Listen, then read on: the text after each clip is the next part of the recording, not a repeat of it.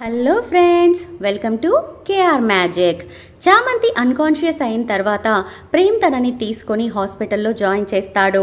ఇక డాక్టర్ అక్కడ అన్ని చెకప్ చేసిన తర్వాత తన బ్లడ్ అంతా పాయిజన్ అయిపోయింది, చాలా పవర్ఫుల్ పాయిజన్, సో తనకి ఎలాగైనా బ్లడ్ ట్రాన్స్ప్లాంట్ చేయాలి అని చెప్తాడు.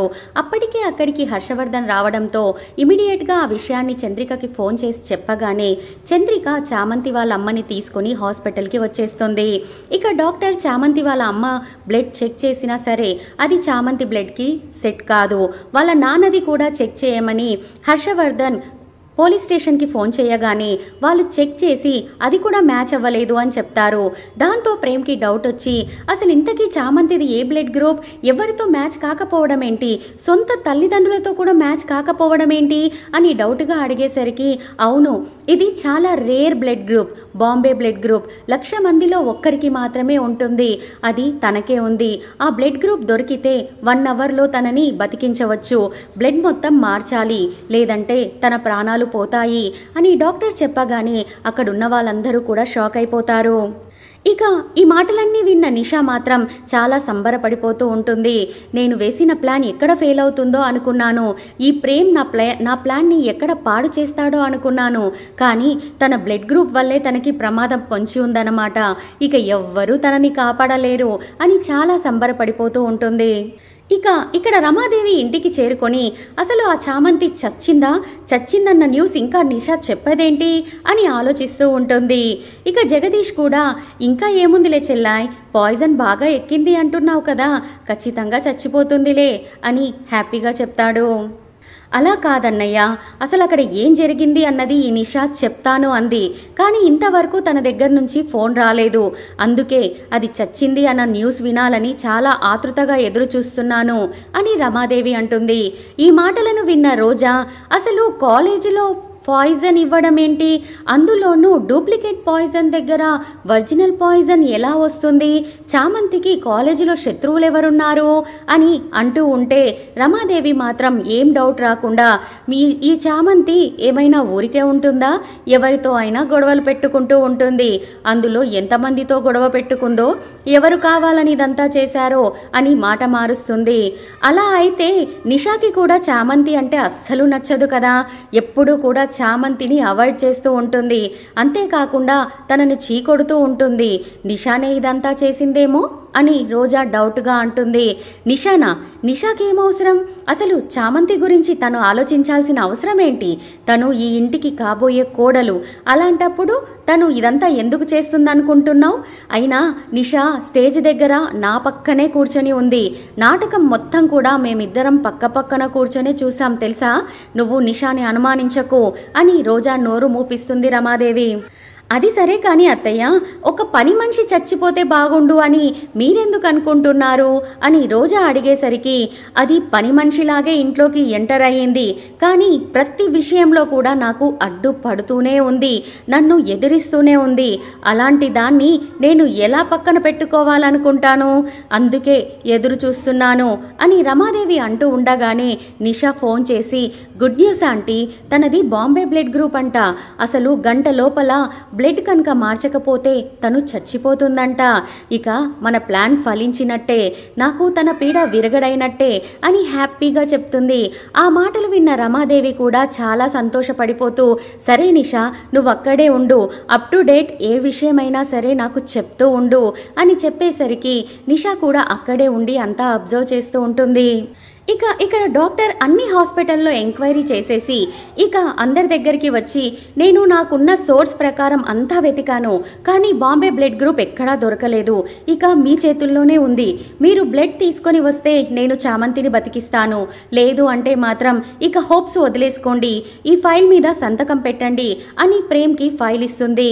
ఆ ఫైల్ చదివిన ప్రేమ్ మాత్రం నో, నేను ఇలా చెయ్యలేను, నేను నా చామంతిని కోల్పోలేను, నేను సంతకం పెట్టలేను, నేను ఇంకా ప్రయత్నం చేస్తాను అని కుమిలిపోతూ ఏడుస్తూ ఆలోచిస్తూ ఉంటాడు.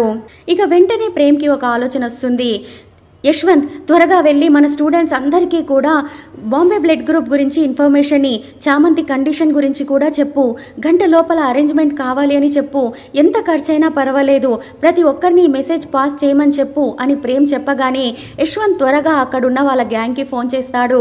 వాళ్ళు వెంటనే చామంతి ఫోటోతో పాంప్లెంట్స్ తీసేసి కాలేజీ మొత్తం అతికిస్తారు. ప్రతి స్టూడెంట్కి కూడా ఇన్ఫర్మేషన్ తెలిసిపోతుంది.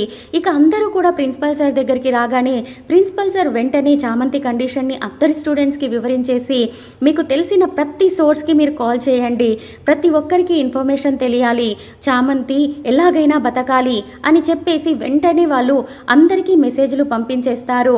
అంతేకాకుండా కాలేజీలోనే చామంతికి మంచి జరగాలి అని ప్రేయర్ కూడా చేస్తూ ఉంటారు.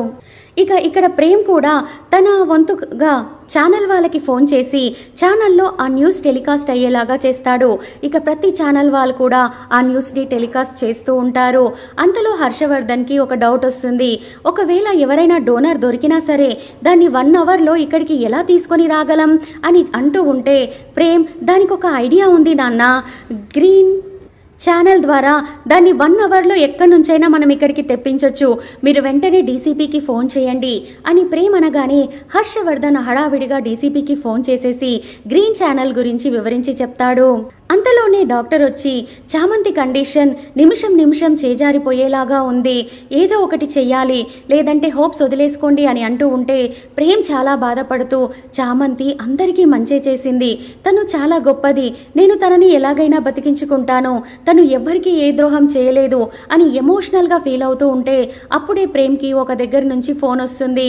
ప్రేమ్ గారా అండి, మీ నెంబర్ని నేను ఛానల్లో చూశాను, నాది బాంబే బ్లడ్ గ్రూపే, మీకు కావాలంటే బ్లడ్ నేను ఇస్తాను అని అవతల వ్యక్తి చెప్పగానే ప్రేమ్ చాలా సంతోషించి, సరే మీరు ఎక్కడున్నారో అక్కడే బ్లడ్ ని తీయండి, మేము గ్రీన్ ఛానల్ ని పంపిస్తాము, వాళ్ళు ఇక్కడికి బ్లడ్ ని 1 అవర్లో తీసుకొస్తారు, పేషెంట్ కండిషన్ చాలా క్రిటికల్ గా ఉందండి అని అంతా ఎక్స్ప్లెయిన్ చేసేవరికి అవతల వ్యక్తి సరే అంటారు. వెంటనే హర్షవర్ధన్ డీసీపీకి ఫోన్ చేసి గ్రీన్ ఛానల్ని అప్లై అయ్యేలాగా చేస్తాడు.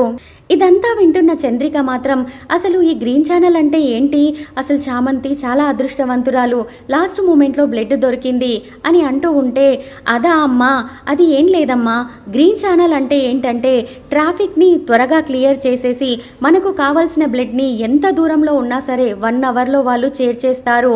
అంతేకాకుండా రూట్స్ కూడా చాలా ఈజీగా ఉండేవి తీసుకొని తొందరగా వచ్చే మార్గాలని వెతుకు చూపిస్తారు, దాన్ని గ్రీన్ ఛానల్ అంటారు. ఎక్కడ ఏ ట్రాఫిక్ ఉండకపోవడంతో మనకి బ్లడ్ ఇన్ టైంలో దొరుకుతుంది అని చెప్పగానే పోనీలే దేవుడి దయ వల్ల మనకి అన్నీ కూడా కలిసొచ్చాయి అని చంద్రిక దేవుణ్ణి మొక్కుతుంది. కానీ ఇదంతా చూస్తున్న నిషా మాత్రం కోపాన్ని ఆవేశాన్ని తట్టుకోలేక, ఈ ప్రేమేంటి, కనీసం నా మీద ఒక్కసారి కూడా జాలి చూపడు, ఆ చామంతి కోసం ఆ పని దాని కోసం ఇంతలా ఆరాటపడుతున్నాడు, వీడి ఆరాటాన్ని చూస్తూ నేను ఇక్కడ ఉండలేను అని చెప్పి కోపంగా బయటికి వచ్చేసి రమాదేవికి ఫోన్ చేస్తుంది. చెప్పు నిషా, ఏదైనా గుడ్ న్యూసా అని రమ అడుగుతూ ఉంటే, లేదు ఆంటీ, బ్యాడ్ న్యూస్, అది బతికిపోయింది అని అంటుంది. బతికిపోవడం ఏంటి, అసలు మనం ఇంత ప్రయత్నం చేస్తే ఎలా జరిగింది అని రమాదేవి అంటూ ఉంటే, ఇంకెవరి వల్ల, మీ కొడుకు ప్రేమ్ ఉన్నాడు కదా, అసలు ప్రేమ్ని ఇక్కడ అలా చూస్తుంటే నా ఒళ్ళు కాలిపోతుందా ఆంటీ, ఎంతలా అవస్థ పడుతున్నాడో తెలుసా, చామంతికి బాగోలేదని ప్రతి విషయంలోనూ తనే ముందు ఉండి తనకి బ్లడ్ దొరికేలాగా చేశాడు, తన కోసం తను పడే తపనను చూస్తుంటే నాకు బాగా మంటగా ఉందా ఆంటీ, నేను తట్టుకోలేకపోతున్నాను, ఇక ఇక్కడ నేను ఒక్క నిమిషం కూడా ఉండలేను, వెళ్ళిపోతున్నాను ఆంటీ, మా ఇంటికి వెళ్ళిపోతున్నాను అని చిరాగ్గా ఫోన్ పెట్టేసి నిషా వెళ్ళిపోతుంది. ఆగు నిషా, ఆగు నిషా అని రమాదేవి ఫోన్లో ఎంత అరుస్తున్నా నిషా మాత్రం పట్టించుకోకుండా వెళ్ళిపోతుంది. అసలు ఏమైంది ఈ ప్రేమ్కి, ఆ పని దానికోసం వీడు ఇంతలా ఆతృత పడ్డం ఏంటి, ఎందుకు ఇలా చేస్తున్నాడు వీడు అని రమాదేవి ఆలోచిస్తూ ఉంటుంది. ఇక కోపంగా నిషా ఇంటికి వెళ్ళిపోయి చిరాగ్గా కూర్చునేసరికి తనను గమనించిన వాళ్ళ నాన్న ఏమైందమ్మా అని అడుగుతాడు. అయినా కూడా నిషా ఏమీ చెప్పదు. కానీ అప్పుడే టీవీలో ఒక న్యూస్ వస్తుంది. బ్రేకింగ్ న్యూస్, ఒక కాలేజీలో లెక్చరర్ తన స్టూడెంట్స్ని కాపాడుకున్న వైనం తన స్టూడెంట్తో కలిసి ఆ లెక్చరర్ ఒక నాటకం వేశాడు. అక్కడ డూప్లికేట్ పాయిజన్ బదులు ఒరిజినల్ పాయిజన్ తాగిన అమ్మాయి చాలా అవస్థలు పడుతూ చావు బతుకుల మధ్య ఉంటే ఆ లెక్చరరే ఎంతో కష్టపడి గ్రీన్ ఛానల్ని కూడా తెప్పించి తనని కాపాడుకున్నాడు. అసలు చాలా గ్రేట్ లెక్చరర్ కదా అని పొగుడుతూ ఉంటారు. అంతేకాకుండా ఇలా కొంతమంది అతన్ని గ్రేట్ లెక్చరర్ అంటుంటే ఇంకొంతమంది మాత్రం వాళ్ళు ప్రేమ పావురాలు అని అనుకుంటున్నారు.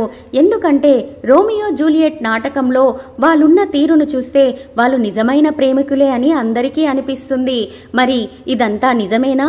వాళ్ళు స్టూడెంట్ లెక్చరరా లేక ప్రేమికులా అనేసి న్యూస్ ఛానల్లో వేస్తూనే ఉంటారు.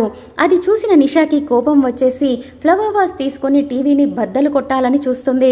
అంతలో వాళ్ళ నాన్న ఆపేసి, ఏంటమ్మా నిషా, ఈ పిచ్చి పని ఏంటి? అలా చేసినంత మాత్రాన ఆ న్యూస్ మారిపోతుందా అని అనేసరికి, అవును నాన్న, ఆ న్యూస్ మారిపోదు. కానీ నేను పెళ్లి చేసుకోవాల్సిన వాడు ఎవరో పనమ్మాయి కోసం అంతలా తాపత్రయపడుతున్నాడు. ఆ నాటకాలు చూడు, ఆ న్యూస్ చూడు. ఇలా న్యూస్ ఛానల్లో ఎక్కిన వాడిని నేను పెళ్లి చేసుకోవడం అవసరమా నాన్న అని నిషా అంటూ ఉంటే, అవసరం లేదమ్మా, అలాంటి వాడు కాకపోతే నీకు చాలా మంచివాడు దొరుకుతాడు. వీడితో మనకెందుకు, వీడి మ్యారేజ్ని ప్రపోజల్ని మనం క్యాన్సిల్ చేసేసుకుందాం అని తండ్రి అంటాడు. చేసుకోవాలి అనుకుంటే నేను వాళ్ళని ఎప్పుడైతే అనుమానించానో అప్పుడే చేసుకునేదాన్ని నాన్న, కానీ చేసుకోను.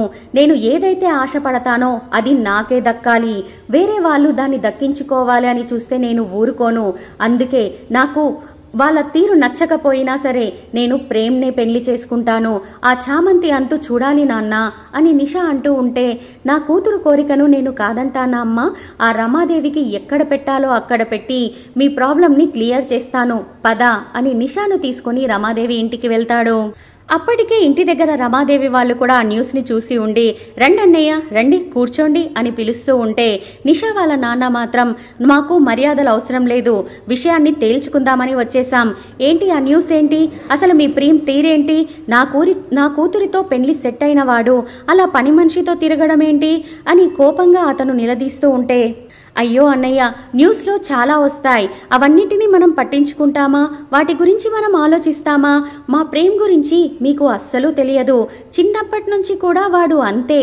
వాడు ఎప్పుడు కూడా పూర్ పీపుల్కి సేవ చేయాలి అని వాళ్ళతోనే తిరుగుతూ ఉంటాడు, వాళ్ళతోనే జీవితాన్ని గడుపుతూ ఉంటాడు. పెండ్లయ్యాక కొన్ని రోజులకు వాడి తీరేంటనేది మీకే అర్థమవుతుంది. అంతవరకు కాస్త ఓపిక పట్టండి అన్నయ్య అని రమాదేవి అంటూ ఉంటే, అసలు నీ ఉద్దేశం ఏంటమ్మా? అంటే ఇప్పుడు మేము పెళ్లి క్యాన్సిల్ చేసుకోవద్దు అంటున్నావా అని అనేసరికి, అవునన్నయ్య, ఇంత చిన్నదానికి పెళ్లి క్యాన్సిల్ చేసుకోవడం ఎందుకు? వాడి తీరు గురించి నేను చెప్తున్నాను కదా, కావాలంటే వాడు రాగానే ఆ విషయం నేను అడుగుతాను అని రమాదేవి అంటుంది. ఇక రమాదేవి ప్రేమ్కి కాల్ చేసి పిలిపిస్తుంది. అక్కడే నిషా వాళ్ళ ఫాదర్ వెయిట్ చేస్తూ ఉంటారు. ఇంటికి రాగానే రమాదేవి, ఏంటి ప్రేమ్, ఆ న్యూస్ ఏంటి? అసలు న్యూస్ ఛానళ్ళంతా కూడా తెలిసేలాగా నువ్వు ఒక పనమ్మాయి కోసం అంతలా ఆతృత పడడం ఏంటి? నువ్వు పని వాళ్ళకు ఇంతలా సేవ చేయడం ఏంటిరా? నువ్వెవరు? నీ స్టేటస్ ఏంటి? అసలు ఆ అమ్మాయికి నీకు మధ్యలో ఉన్నది ఏంటి అని గట్టిగా నిలదీసి అడుగుతుంది. దాంతో ప్రేమ్ నో అని చెప్తాడని, తనకు అలాంటి సంబంధం ఏమీ లేదు అని చెప్తాడని నిషా ఎదురు చూస్తూ ఉంటుంది. కానీ అలా జరగదు. ప్రేమ్ తన తల్లిని ఎదిరించి మరి, అవునమ్మా, ఎప్పుడైతే నేను చామంతిని మొదటిసారి చూశానో తొలి చూపులోనే తన ప్రేమలో పడ్డాను. కానీ తనను ప్రేమించాలి అని చెప్పే ధైర్యం చెయ్యలేదు. ఆ తరువాత తన అమాయకత్వం, తన మంచితనం రెండు కూడా నన్ను ఆకట్టుకున్నాయి. నేను తనను చాలా ప్రేమిస్తున్నానమ్మా, తను లేకుండా నేను బతకలేను అని ప్రేమ్ చెప్పేసరికి నిషా, రోజా, రమాదేవి అందరూ కూడా షాక్ అయిపోయి అలాగే చూస్తూ ఉంటారు. ఇక ప్రేమ్ మాత్రం రమాదేవి కళ్ళల్లోకి సూటిగా చూడకుండానే, నేను తననే పెళ్లి చేసుకుంటానమ్మా, నేను ఇంకెవ్వరిని పెళ్లి చేసుకోను, నేను చామంతిని మాత్రమే ప్రేమిస్తున్నాను అని తేల్చేసి చెప్పేస్తాడు. మరి ప్రేమ్ చెప్పిన మాటలకి రమాదేవి కన్విన్స్ అవుతుందా? అప్పటికప్పుడు ఊరుకొని చామంతి మీద ఇంకేదైనా ప్రయోగం చేద్దాము అనుకుంటుందా? లేక కొడుకుని బ్లాక్మెయిల్ చేసి నిషానే పెళ్లి చేసుకోవాలి అని రూల్ పెడుతుందా?